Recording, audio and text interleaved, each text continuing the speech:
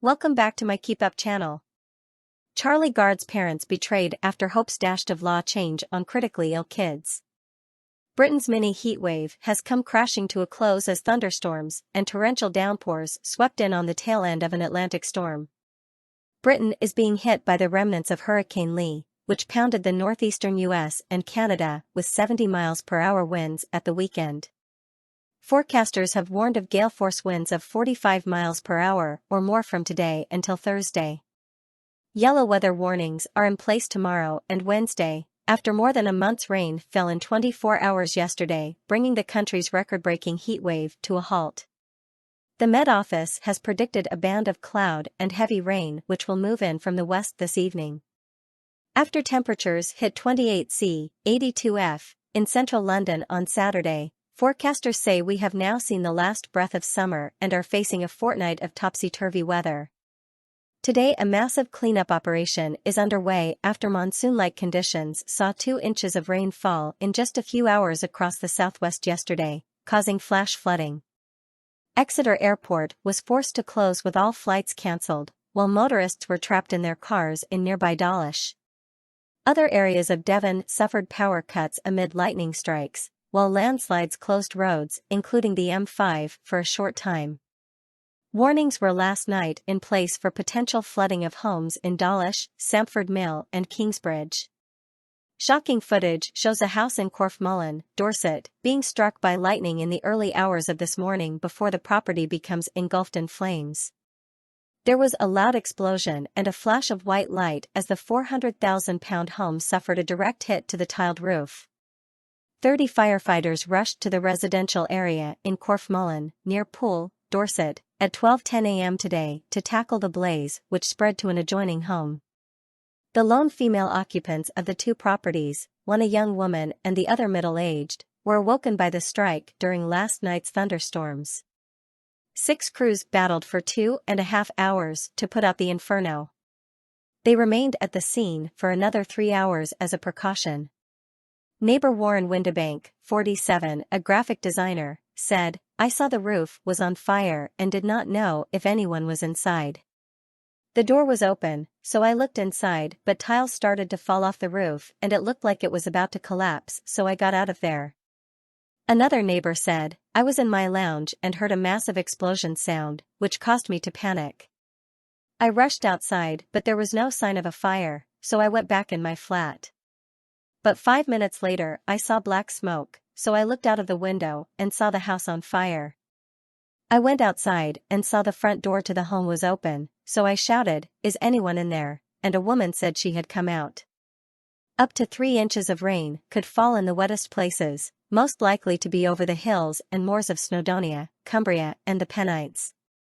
The average rainfall for the whole of September is 4.4 inches. Londoners who were kept awake by the storm took to social media this morning to report more flood rain after thunder and flashes of lightning raged over parts of the country last night. Firefighters scrambled to the scene of another house in Totnes, Devon, this morning, which was struck by lightning as a ceiling collapsed and electrics were wrecked. The property was targeted at around 1:44 a.m. as the first wave of thunderstorms swept through the region. Fire crews attending the incident said the occupant of the house was unhurt and had sought refuge with neighbors. A spokesman for the Buckfastleigh Fire Station said, "This morning at 1:44 a.m. we were called along with Ashburton Fire Station to reports of a house struck by lightning in Totnes. The crews used 2 breathing apparatuses to check the upstairs of the property due to a strong smell of burning. It was evident a large surge had gone through the house and plug sockets had blown off of the wall, light switches were affected, and a lamp was shattered." The firefighters said they were about to leave the Totnes property after making sure there was no further risk of fire, when they were called out to another home nearby which had been flooded overnight. The spokesman said, "We had difficulty in reaching the property due to localized flooding, so 2 firefighters donned water safety PPE and waded to the house to support the occupant. We utilized small tools, buckets and shovels to remove the majority of the water. We then installed the occupants' flood defense barrier to prevent further flooding from the rain that is forecast today. Meanwhile, ambulances were trapped in their station in West Sussex when power to the electric doors failed as flying debris trashed vehicles and homes. Becky Martin said she had never seen anything like it as cars and homes were damaged along her street. The 32-year-old administrator from Littlehampton said cars and even vans were moved by the wind. We were all watching the storm out of the lounge window when suddenly the wind picked up incredibly fast. A neighbor in Charing Cross was cut on the leg by flying glass, Ms. Martin said. Heavy rain and a spectacular display of lightning were reported across the Sussex coast. Ambulances in Worthing were trapped when a power cut stopped the electric doors from opening.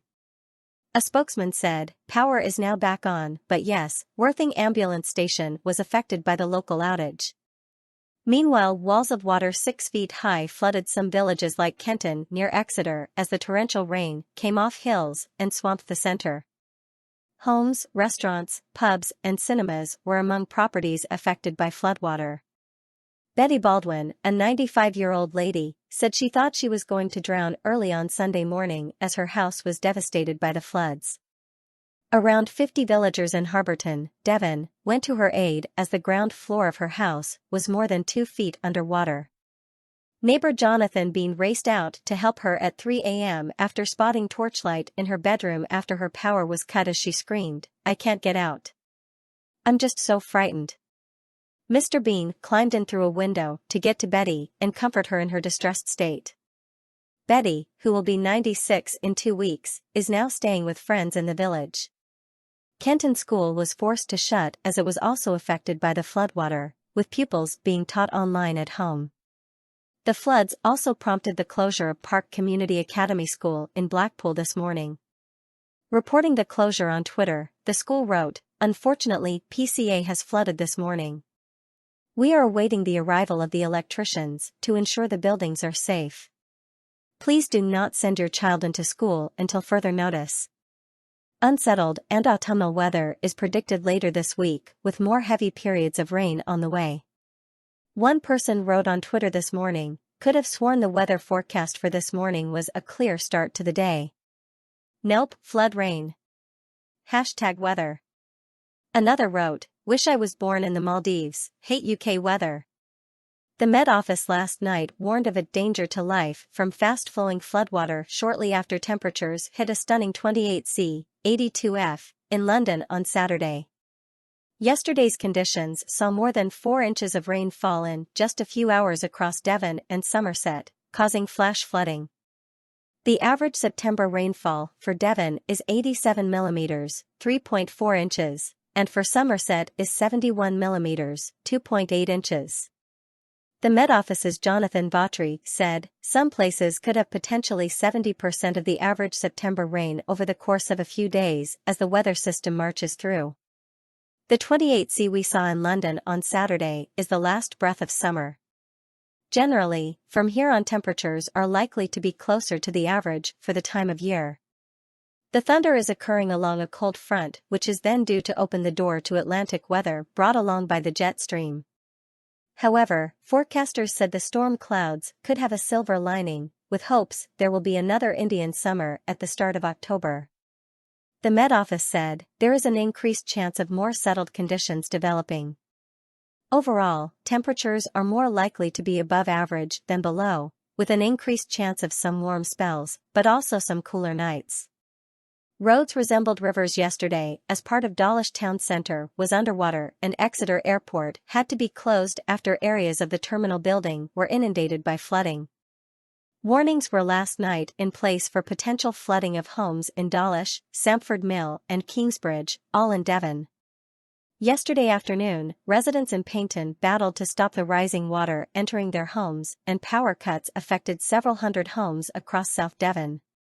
In the early hours of yesterday, lightning struck a house in Totnes, which caused an upstairs ceiling to collapse. Crews arriving at the scene at 2 a.m. found the occupant had only minor injuries, but the huge surge of electricity had blown plug sockets off the wall and shattered a lamp. In all, flooding and landslides affected 11 roads across Devon, including the M5, which had to be temporarily closed for a short time. There was also flash flooding affecting roads in Somerset, including Taunton town centre. By late afternoon, officially the wettest place was Harborton Farm, near Totnes, which recorded 84 millimeters, 3.3 inches. But the Met Office said some private rain gauges had recorded over 100 millimeters, 4 inches, of rain, and totals for yesterday were expected to end up at 70 to 90 millimeters, 3.6 inches, in areas of Devon and Somerset. The Met Office added there have been approximately 1,500 to 2,000 lightning strikes across the UK today, most of which have been in southern counties of England, and some of these were over the English Channel. Jonathan Vautry, a meteorologist with the Met Office, said, "Some places could have potentially 70% of the average September rain over the course of a few days as the weather system marches through." Mr. Vautry said the worst of the weather is likely to be in the west, with spells of wet and windy conditions. He said, "The 28°C we saw in London on Saturday is the last breath of summer. Generally, from here on temperatures are likely to be closer to the average for the time of year." The thunder is occurring along a cold front which is then due to open the door to Atlantic weather brought along by the jet stream.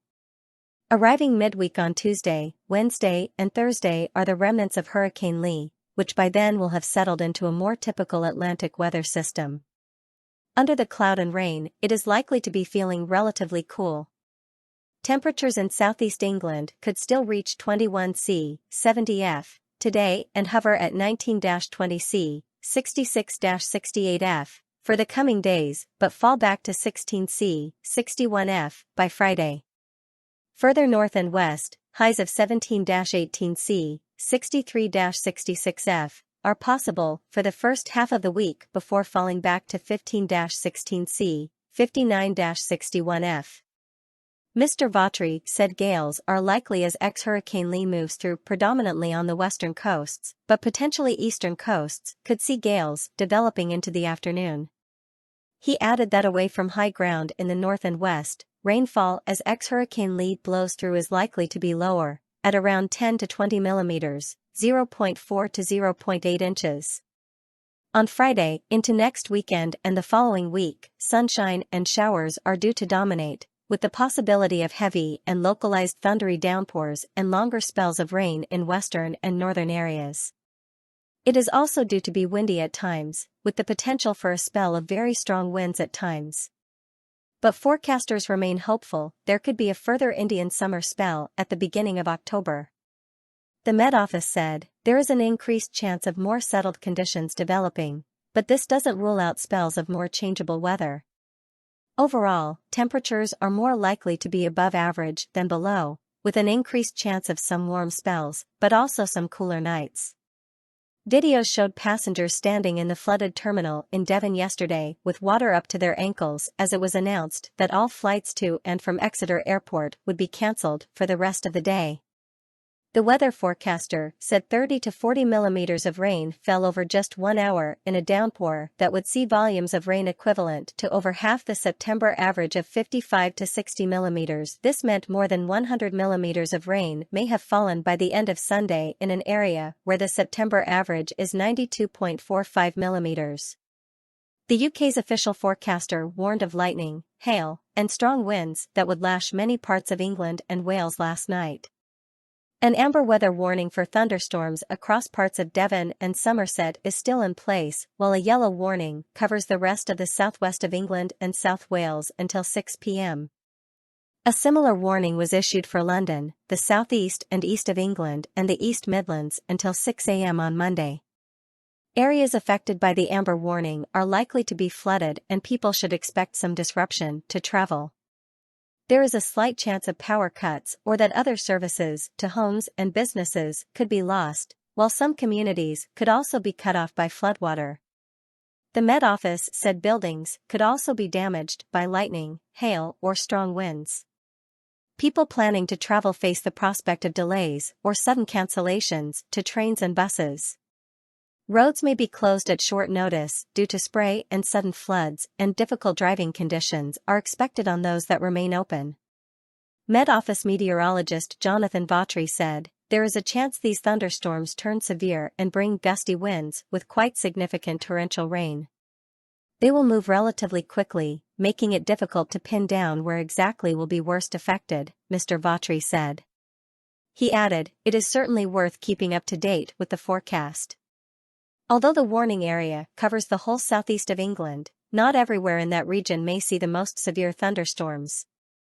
It is worth checking those things immediately before you head out on your journey so that you are aware where the most severe thunderstorms are possible.